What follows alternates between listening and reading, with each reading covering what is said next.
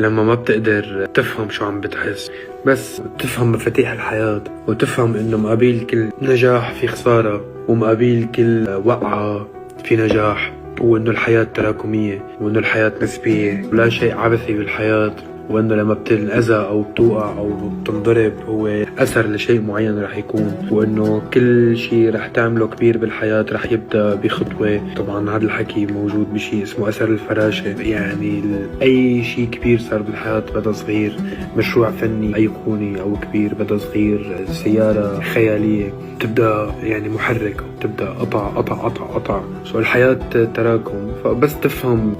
مفاتيح الحياة هي كلياتها بتصير هني مع نفسك، وبتصير بتفهم حزنك أكتر، وبتكون رايق على حالك وما بتجور على نفسك، يعني بتقول رواق، أنا رواق، ما بدها هالقد الدنيا، ومشيت على قبلي وحتمشي علي وحتمشي على اللي بعدي بقوانينه مش بقوانيني، أنا ما فيني أعمل شيء. الموت حق والألم جزء من الحياة،